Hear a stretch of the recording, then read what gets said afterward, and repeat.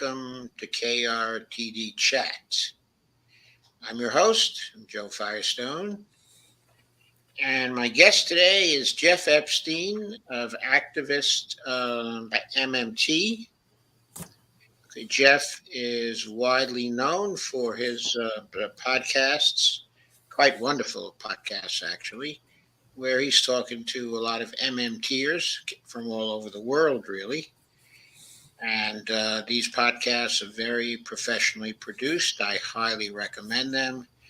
Jeff is one of my favorite people. Okay, in MMT, he's been spreading education, MMT education all over the world, and I really appreciate that.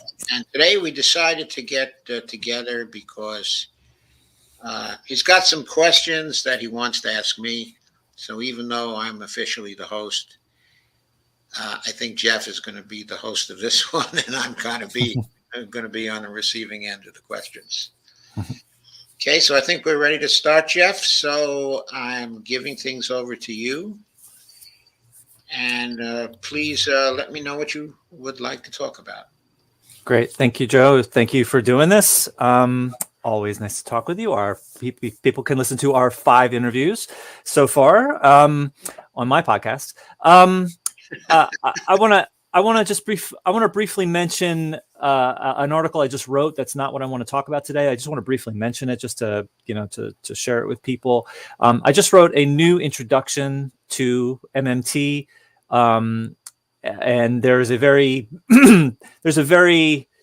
big political angle to it. So basically, it's an introduction to MMT, and then the political ramifications of it, the conclusions that I have reached after learning it. So I wrote an introduction to MMT. There it is, and it's called A Political Introduction to Real World Economics.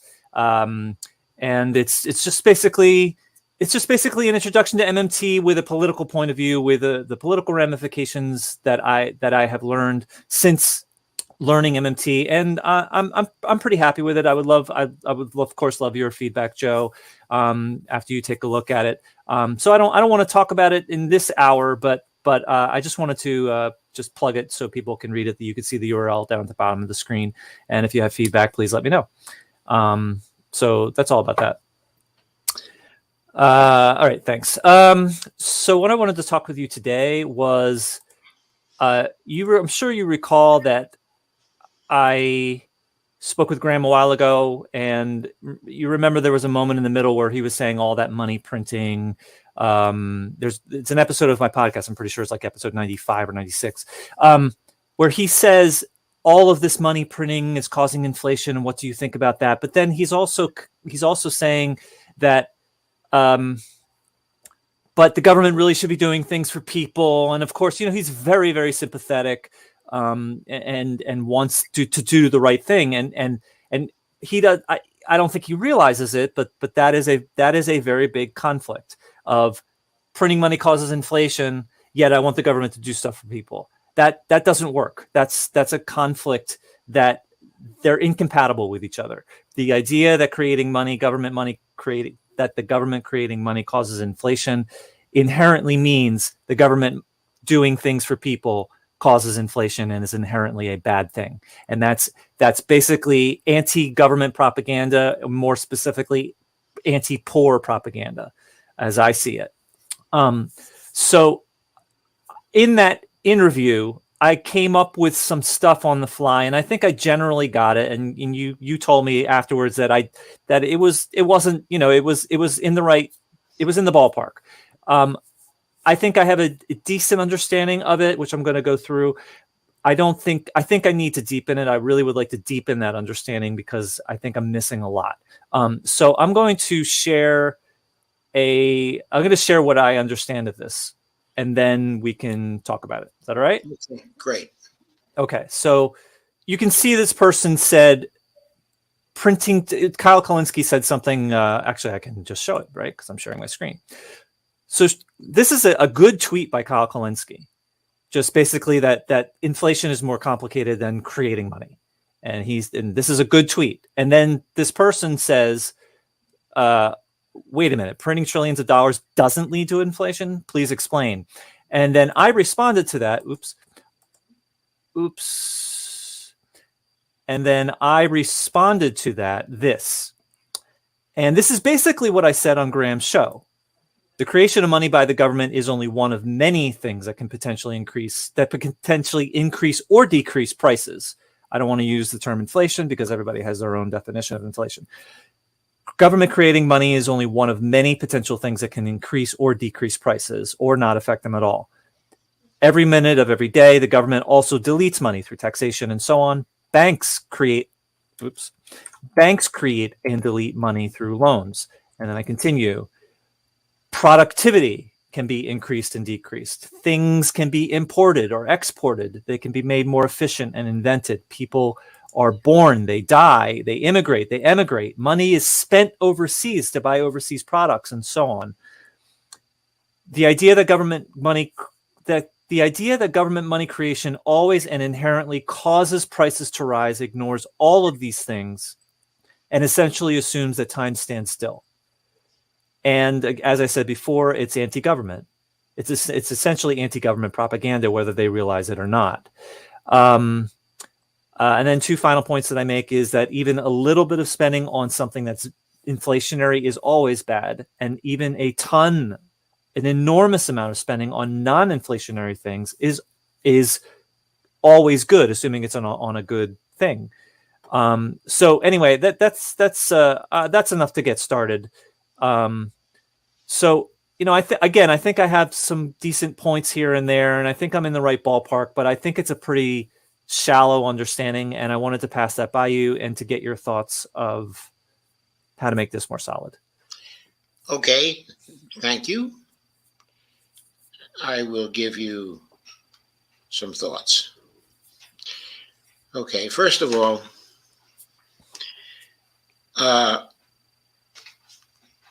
simply to create money is not to spend it. Okay, that's the first point. In other words, one can create as much money as one wants to create, okay, and place it in the Treasury spending account.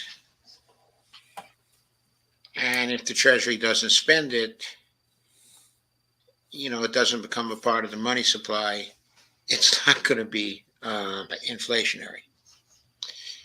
Secondly, there's a distinction between creating money or printing money, spending money, economy, and creating or spending net financial assets in the economy. Two different things. The Federal Reserve, of course, creates and has created a lot of money. Most of the money we've seen created over the last decade, shall we say, has been in the form of quantitative easing, so-called, where the Federal Reserve is placing reserves in the accounts, of actors that are swapping assets with the Fed. The Fed's assets are the new reserves, it creates, and the other assets, maybe stocks, they may be treasury bonds. They're financial assets that are usually owned by big banks, or by other very big actors in the economy. The question is whether that kind of creation of money and swapping for assets is inflationary. It's not creating any new net financial assets in theory, supposedly. In other words, the Fed is trading, let's say, $1 trillion, in reserves, and is taking on a lot of the financial assets that exist in the private sector, which then it comes to own. And the question which arises is, does the influx of the reserves from the Fed have an inflationary effect on assets that are already in the economy? Supposedly, this is just a swap of assets, and the value of the reserves is equal to the market value of what the private sector people are giving to the Fed as part of the swap. But there are some questions about this, because what the private sector people are giving to the Fed is actually valued according to paper value. But let's say, for example, what the private sector companies may have paid for those assets in the first place. On the accounting records of the private sector companies, they may value something at, say, $100 million. But maybe the market value at the time of the swap to the Federal Reserve is far less than $100 million. I'm sure this happened a lot during the swap outs following the crash of 2008. There had been a market decline in the real estate values of some of the assets the private sector had. And when they swapped those assets with the Fed, they were looking at the book value on their books, of those assets. And the Federal Reserve was not attempting to do a mark-to-market thing of those assets. So let's say the assets had fallen by 40%, and the Federal Reserve was swapping them out, for reserves at 100% of book value. Obviously, that kind of thing would have an inflationary effect on the private sector values. The interesting thing here is that that's probably what the Fed wanted to do. It was probably part of the intention of the Fed to make the balance sheets of the private companies actually look better by giving them the reserves instead of the private assets that, if they tried to sell those into the marketplace at the time, they might only have a fraction of their book value. So the Federal Reserve was trying to prop up the asset values of the private banks, especially in that particular situation. Let me ask actually a follow-up, because that reminds me of a conversation we had in one of our 5 interviews where I was struggling with the concept of I can't even describe, but how far can they go with that propping up? They are the lender of last resort, but there's only so much in the real world. So how much of that propping up can they actually do until, what is the thing in the real world that would break, that would make that, even that propping up, no longer possible? Is that a clear question? It's a clear question, and the clear answer is the only limits are the policies that the Federal Reserve chooses to follow. So, for example, right after the crash of 2008, well, in 2009 actually, the Federal Reserve was doing its best to extend lots and lots of credit to the private sector. One study that was done by some students, of Randy Ray's, indicated at one time that if you took all the credit that the Fed had advanced to private sector organizations between, let's say, 2009 and 2012, when the study was done, I might have the date of that wrong. It might have been 2011. I don't recall. But the outstanding figure was that the total amount of credit that had been advanced to the private banks was $29 trillion. That reminds me of what Bernie discovered as part of his demanding an audit. Yes, $29 trillion. Okay. Okay, now that wasn't, a total, an absolute value of 29 trillion at once. It was a study about what the credit facilities were advancing to the private sector. So, in other words, there might be advanced, I don't know, $2 trillion at one point in time, and then the private banks, would pay back, quote unquote, $2 trillion. But then they take the same $2 trillion and again. Okay. And this would be recycled and recycled, okay, and recycled. And what they studied was the total amount of credit that had been advanced. And that's what the figure of $29 trillion actually represents. Okay. It doesn't mean that they gave the private sector but $29 trillion and let them keep the whole total of, $29 trillion. We're not They kind of partially wrote that off, partially forgave that. There's you could do both sides of the transaction. I'm not saying they forgave it. They circulated it. Okay. In other words, the banks would pay the Fed back, and the Fed would immediately advance them the same money again. Okay. I don't know what the total is. If they were advancing, at any particular time, they were advancing as much as they needed to advance in their eyes to make the banks fully liquid, fully stable. They were trying to avoid, a liquidity crisis.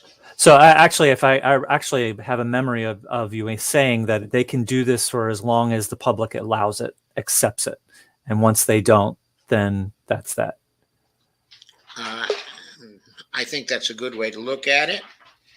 But, I think it's also true that the public has a lot of tolerance for the Fed doing crazy things. Mm-hmm. Like, for example, in the latest crisis on COVID, the Fed took $456 billion from the Treasury Department that had been appropriated by Congress. Mm-hmm. And the Treasury sent it over to the Fed. And the Fed created a money cannon of credit for the big companies, which amounted to roughly $4.6 trillion. In other words, 10 to 1. Right. I actually, we spoke about this with my previous appearance with Graham, that the 4 trillion was the 400 billion was roughly the Congress. That is what we will back you up for. That's the anticipation of how much might go bad of your $4 trillion in loans. Right. But actually, none of the 4.6 trillion went bad because the big companies use very little of the $4.6 trillion for anything. I mean, what they did is they made it known to the public that they had $4.6 trillion that was backing them. Mm-hmm. And what they did is, after they made it known that they had $4.6 trillion in backing from the federal government, they bought more of their own stock to raise the value of their own stock. Okay. So let me ask a question so we can get back to the original subject of what we were talking about. And that is, can you define mark to market?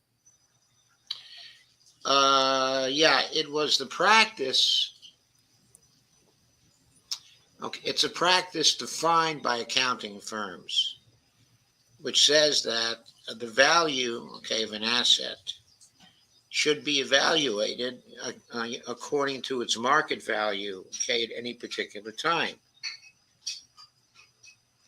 But the Fed did not do that in 2008 when it was going through these swaps. It was swapping according to the book value before the recession occurred. Okay, what's book? I understand what market value is. This is what people are willing to pay. What's the book value, the original value of when they were first given that? The Well, nominal value? uh, uh, the nominal value that the private sector companies had bought the asset for. So let's say they bought a Okay. house for $400,000 or Okay. something like that. So on their books, it has a value of $400,000 because that's Okay. what they paid for it. Okay. Okay. So basically, it's original value, and now the market value is the current value. Yeah. Okay. All right. Thank you. Thank you. Okay. Well, one more thing, which is before we get like back into our main subject, which is Neil Wilson kind of changed my thinking on this particular topic. And it changed after I wrote these tweets that I just shared. And that is, instead of saying government spending, we should say government buying. And it actually really makes sense, which is the government buys things, because spending implies finite. Spending implies a finite substance, a commodity. It's something that can run. Spending implies running out. If you spend something, that implies running out. I'm sorry, I don't accept that. Okay, I mean, I think it's fair for Neil to make that kind of interpretation and to frame it, in that way. But at the same time, one can also frame it as government spending is not like private sector spending. Private sector spending,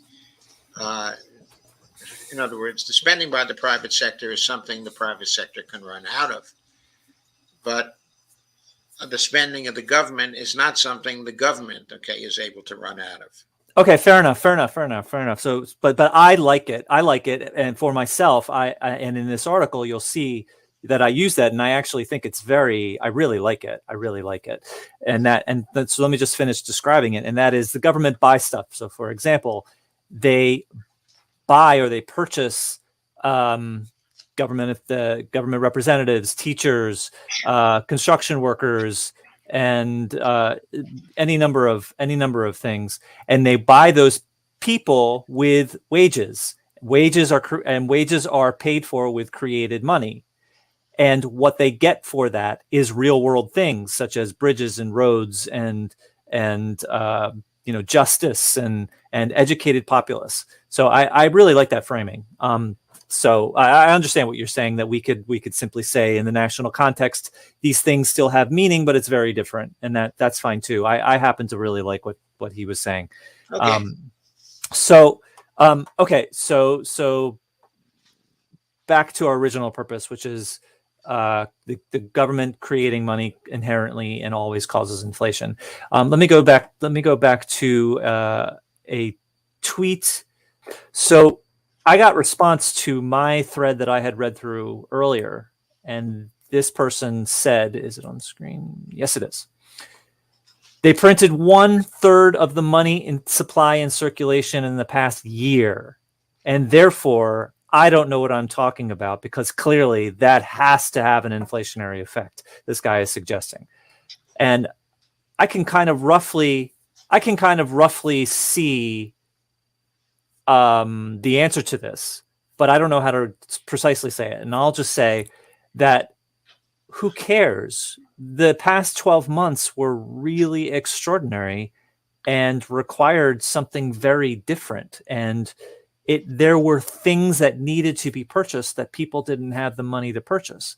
So I'll just leave it there. What do you think, Joe? Okay, what I think is that, first of all, I'd have to see the statistic. Second of all, I'd have to see who he's talking about. Who is they? Is he talking about the Treasury Department? Is he talking about the Fed? Okay, but also, as I said before, this is not about actually printing money, or creating money. It's about creating financial assets. Creating financial assets for the private sector that might have an inflationary effect. But simply creating money, okay, and putting it nowhere, or sending it to rich people who are going to save, let's say, 4/5 of the money or 9/10 of the money, Mm-hmm. that's not going to be inflationary, except it Mm. may be inflationary later because they may go crazy in some kind of asset bubble, Mm. and create asset inflation. But they may not create inflation, okay, in day-to-day goods that people are buying, as part of the real economy. Okay. Okay, so it's very complicated as to what it is going to be inflation, but I think that it's better if people think in terms of a creation of net financial assets Mm. as opposed to simply creation, okay, of money. For example, banks, Mm. as you know very well, are always creating money when they make loans. Mm-hmm. Okay, now sometimes that money has an inflationary effect because it allows businesses uh, to spend, and the spending can have a multiplier effect, and the multiplier effects can be such that if it's in certain areas of the economy, it can cause inflation in those areas. But the simple making of a loan, Mm. okay, and creating money doesn't have to have an inflationary effect. Mm. It depends on the channel that's actually affected by the spending. So let me give a few examples, which I'm gonna see if I got any of what you said previously, which is creating money. That could mean reserves for banks. That doesn't directly do anything to the general public. It could mean creating a $1 trillion coin, which doesn't do anything at all because that only activates funding that was already appropriated by Congress. It's that allows that spending to happen. And Yeah, well, for example, if you created $100 trillion coin, okay, and you put it into the Treasury spending account, and say Congress appropriated $6 trillion for that year right. in federal spending, Mm-hmm. then whatever inflationary effect had occurred would occurred due to the spending of the $6 trillion and not Right. due to the creation of the $100 trillion. Right. And that would allow what they had already allocated or appropriated and any future appropriations as well as they happen. So that's basically permission for that to happen as opposed to like the money itself, and money that's given to, net. Okay. So then there's net financial assets. And I'm sure there's a bunch of other things that I'd like to understand, but then there's net financial assets that actually goes to people in the economy, rich people who invest it. That's not spent, at least certainly not now. So investments, it's not spent. Money spent overseas is sent overseas. So that's purchasing products in other countries. So that's not spent there. The core of this would be a very small amount that would actually go to average people. That might be potentially spent on stuff, but they have a lot of debt. Those are the people that have a lot of debt. So Right, but not only do they have a lot of debt, also they pay a lot of taxes. Okay, so if spending went into the private sector economy, okay, and most of it actually went to people, it would also be the case that those people would take be paying taxes back to the federal government, and they might be paying 3 or 4 trillion back in taxes. So the net financial assets that were remaining in the economy as a result of that spending might be only $2 trillion. Interesting. $6 trillion. Okay, so what are there other major aspects of this? So for example, bank reserves, that's creating money. Bank reserves is creating money. Obviously, it stays in the banking reserve system, so that does not directly affect anything in the real economy. $1 trillion coin is a great example. Giving to rich people who invest is a great example. Basically, any kind of leakage is not going to be affecting the economy. A leakage defined as not spending. So Yeah. saving is a leakage. So spending overseas is a leakage. And taxes, tax payments, they're a leakage. Yeah. Okay. So what other major are there any other major kinds of categories of not net financial assets, basically? Yes. Yeah. Okay, I think those are the major leakages. Those three categories, okay, that we talked about. Huh. Okay, those are the major leakages. So those are the net financial assets.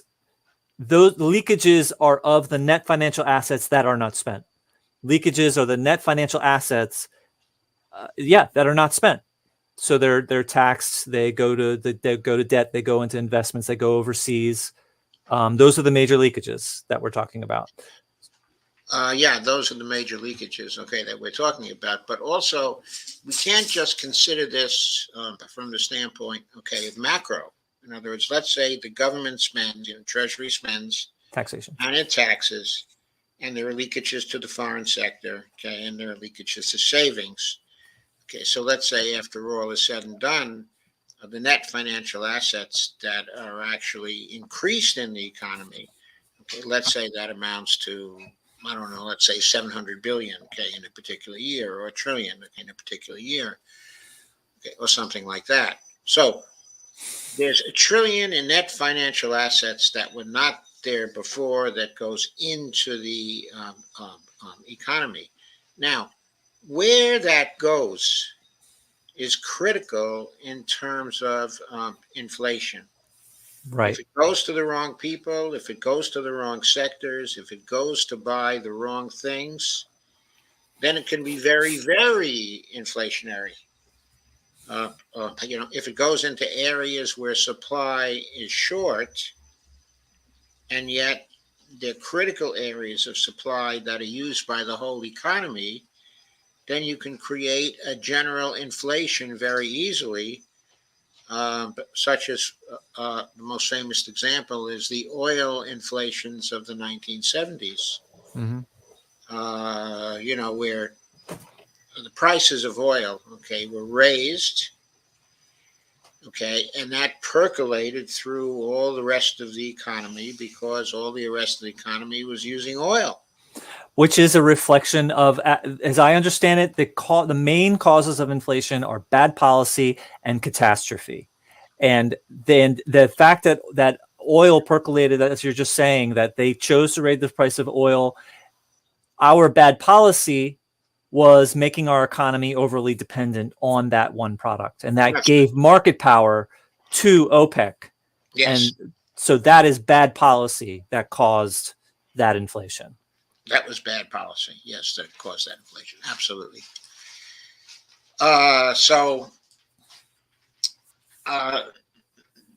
In terms of the current inflation, okay, that we're seeing, of course, we have a debate between private sector, the conservatives, who are trying to say, well, we're seeing all this inflation because the government gave a lot of money to poor people, to middle class people, to help them through the pandemic. So they had a lot of money to spend, and they overspent, and that's what caused inflation. It's always the poor people. The economist to that, of course, is, well, there were the supply chains disruptions, but due to the pandemic, and that was critical in causing the inflation. And then after that kind of talk was going on for a month or two, some economists began to point out, well, we have remarkable concentration of industry these days, very competitive, non-competitive situations in certain areas of the economy, where it's very easy for large companies that have a lot, okay, of market power because of concentrations of industry to simply take excess profits because they have the power to take excess profits and to mark up prices. Right. And it turns out when Matt Stoller did a recent analysis about that, he showed that 60% of the increase in inflation was due to price setting by large companies. Which is, again, bad policy because the government lets these companies do these things. And because the government allowed the concentration to take place. Not only did they allow the concentration to take place over a period of years, but when they formulated their COVID policies in terms of the CARES Act, they created a situation where all kinds of small businesses would not get help and would be driven out of business. And they caused an acceleration of economic concentration in the very response to the COVID crisis. So as we're starting to come out of the COVID crisis, the economy is even more concentrated than it was before, giving even more market power to the large companies to raise prices and extract things in a very unfair way from the public. Okay. So we've spoken about net financial assets are the things that are potentially spent. All of those leakages take away from that potential spending, and among the money that is actually spent, that is not taxed away, that is not spent overseas, that is not invested, that is not paying debt, I think is fair to say, part of that as well. All of that actual spending has to go to industries that are inflationary, has to go to things that are potentially inflationary. If we have the capacity to handle that spending, then that's not going to be inflationary. So we're talking about a very, very, very small percentage of things that are potentially inflationary. So that's the net financial assets, and that's the leakages. Now, going above that, it is basically the definition of money. Going to reserve, creating money for reserves doesn't affect the real economy, directly speaking. $1 trillion coin does not affect the economy, directly speaking. It doesn't go into the economy. It certainly does not become a net financial asset, at least nowhere near a direct link to that. Very far from a direct link. So what outside of the net financial assets, and what are more of these examples of money creation, basically, that is not net financial assets? Well, of course, theoretically, when the Federal Reserve does its swaps, quantitative easing swaps with the private sector, that's not supposed to be inflationary, because theoretically it's a one-for-one financial swap. For every dollar they create out, they take some back. Now, they might say, a cynic might say, "Oh yeah, but they're taking back in debt. They're putting out reserves. It's reserves, but they're exchanging that for assets, I guess." They're exchanging that for assets, which at the time they make the trade are falsely valued.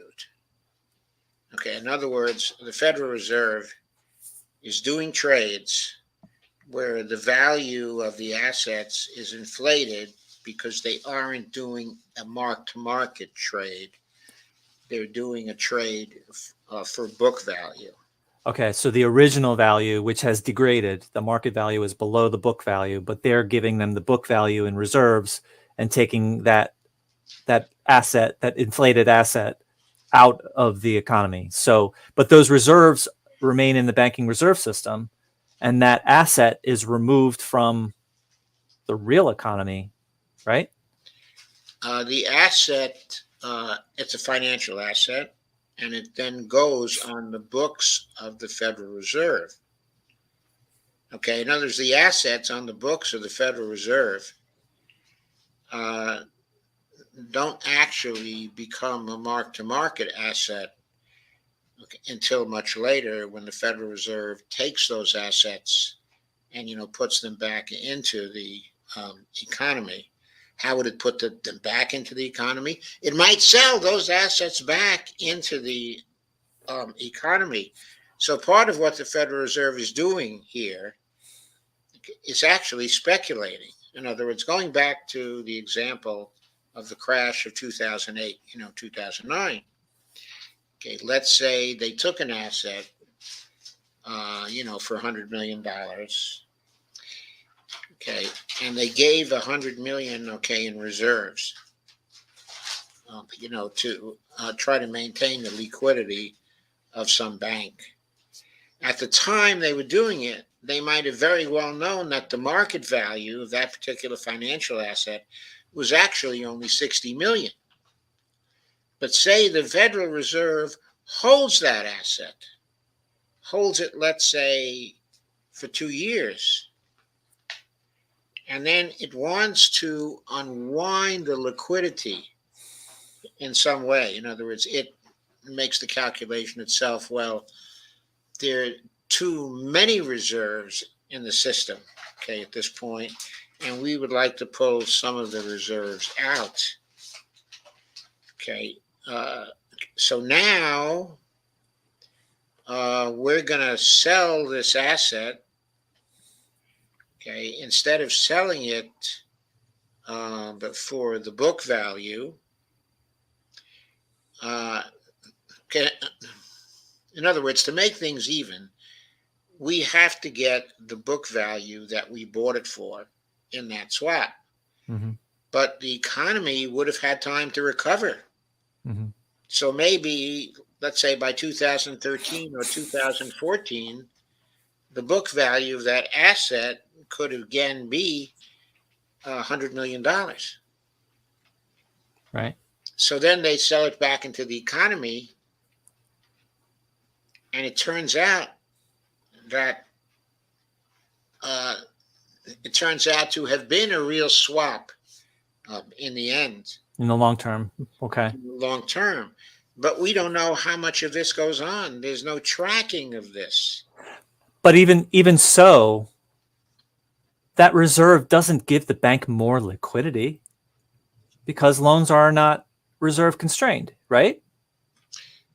But this isn't the loan. Okay. In other words, what the Federal Reserve. No, I don't mean the Fed is loaning to the banks. I mean that giving reserves in exchange for assets, the swap, this, in a large scale, that's QE. This the term I forget. Quantitative easing. Yeah, no. The smaller version of that. There's this. I swap now and I give it back later. There's a term for that. I don't recall. But they give reserves. They take assets, but those reserves, they're loaned, but those reserves make the bank more liquid. But the bank's loans are not reserve constrained. So the existence of those reserves, as I understand it, do not give the banks more liquidity, more flexibility, because their loans are not reserve constrained. Okay, it's not about the ability of banks to make the loans. In other words, the banks make the loans out of thin air. Of course. But we know that. Okay. However, okay, let's say the market value of the reserve of $100 million was actually 60 million. And the Fed has swapped it out for book value. 100 million. 100 million. Okay. That means the accountants for the bank now have the 100 million. So the bank's balance sheet looks better. Okay, so then why do you say you said, okay, that makes sense. So it just inflates the public view of the bank, the accounting of the bank, so they can give a better report of saying we're doing great, even though that's what you mean by propped up. So that's how the Fed props them up, by allowing them to. Well, that's not quite what I mean, okay, by propping them up. If they trade a financial asset the bank holds for more than the market value of that asset, because they're looking only, okay, at the book value, then they're inflating the real financial state of that bank. If they give the bank $100 million, that's 40 million more than the bank would have had if it sold the asset into the market. And the bank can brag, we are worth 40 million more than we were yesterday, so we're doing better. No, because it valued yesterday in terms of its accounting books. It had the $100 million on its accounting books. Okay, what it does is... Oh, it was the book value was on its books. The book value is The on its book books. value is on its books. So the book value stays on its books because now it got the 100 million in reserves. Whereas Right. if it had sold that asset into the private sector, it would have had to have dropped its book value by $40 million. So it protected the bank. So I mean, It that's kind of seems like propping it up. It protects them from having to sell that asset at market value. right. It's propping them up in that sense. Okay. It's propping up the book value of the banks and therefore protecting the banks from a collapse. In other words, the banks, when the accountants come in and value the assets of the assets are still there at the same value because they swapped everything out for new reserves Okay. from the Fed. So when you say So liquid, let's compare this to homeowners. okay. Let's say the homeowners wanted to sell $100 million of book value assets that they had. Okay. And they went into the market. Okay. Oh, but there was the crash.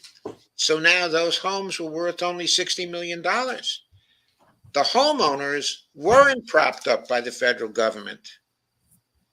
So the homeowners actually lost the $40 million. They were underwater. Because they don't have Banks were not underwater because the Federal Reserve extended the reserves to them. So the homeowners were forced by something to have to sell, to have to do something based on the now market value. Yes, and the reason why many homeowners were forced to try to sell based on the market value was because it was a depression. They lost their jobs. So they were caught in the squeeze. They were not propped up by the federal government, in the Federal Reserve.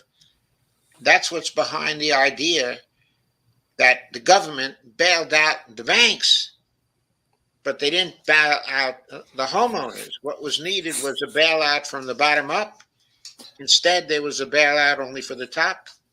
Right. And I just learned very vaguely that a bailout of the homeowners would have been billions, but instead they chose to go with a bailout of the banks, which was trillions, and kept the recession going. If they bailed out the homeowners, it would have been billions and the recession would have largely ended. Yes. And that was Obama. Yeah. Mr. Obama. Yeah. Okay. So let me see if I can review. Let me see if I can review what you've said. And that is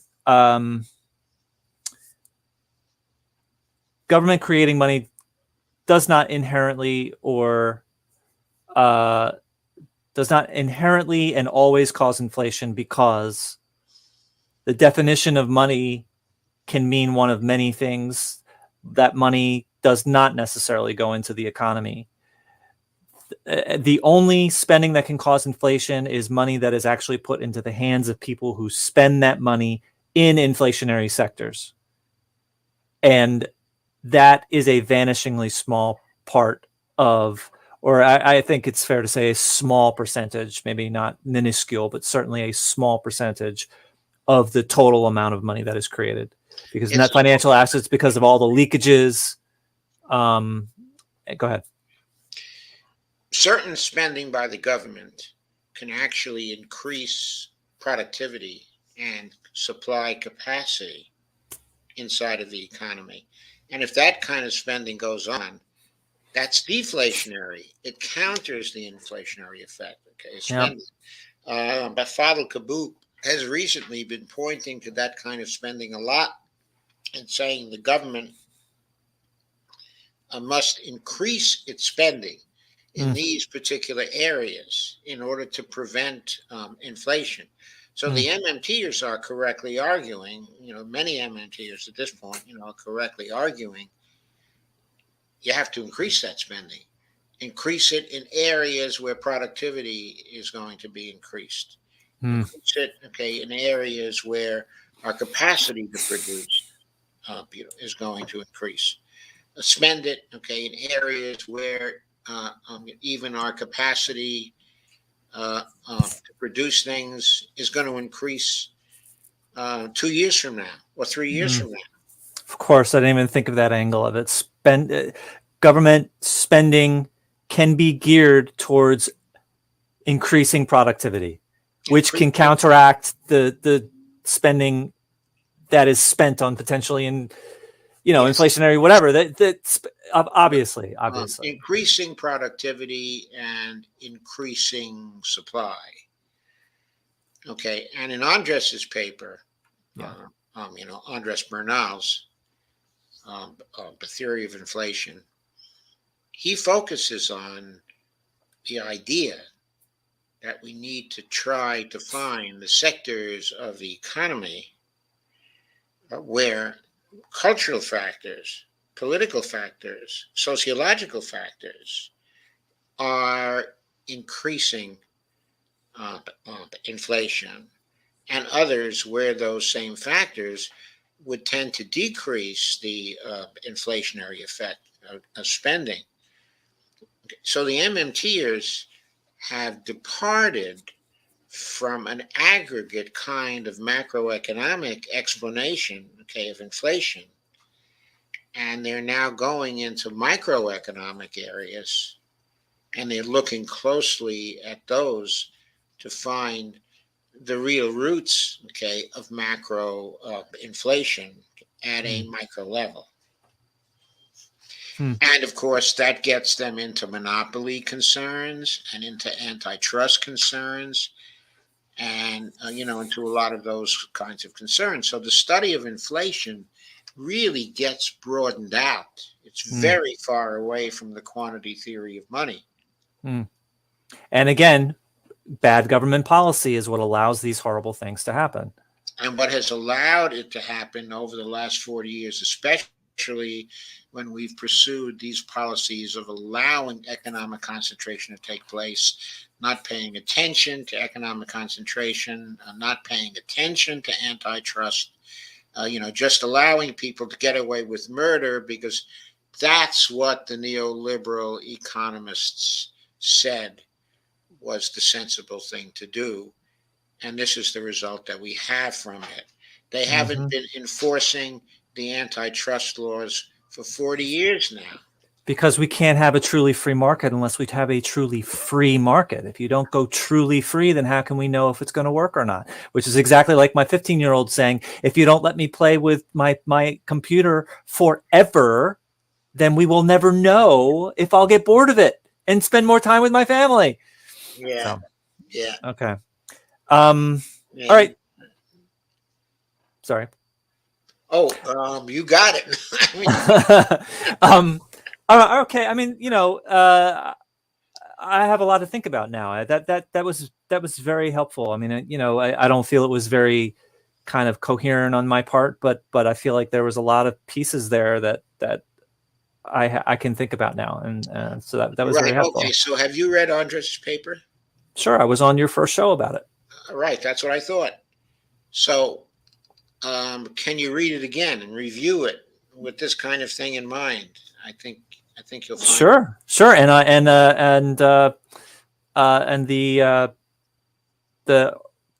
the former MMT inflation article that was in the Financial Times. I think it was the Financial Times or whatever it was. Yes, it was in the Financial Times. It was by Scott, okay, and Nathan, okay, and right. I think Rowan. What was the third author of it? Yeah, I think those two are going to be very helpful. Yes, I will. I definitely will. Helpful. But something else that's going to be very helpful, I think, is but Fadl has been giving some interviews recently. He gave an interview to the Bernie staffer. Brianna Joy. Bree Joy. That particular interview, that was a wonderful, very comprehensive interview. Good. I'll watch it. I have not seen it. She interviewed him very, very well. And okay, that interview was about an hour and 13 minutes. And she dragged it all out of him. Great. in terms of the specifics. Great. Now, there were two other interviews about the same time. One was done by, it was actually a shorter interview. It was done on KRTD Media by Steve and Gabby.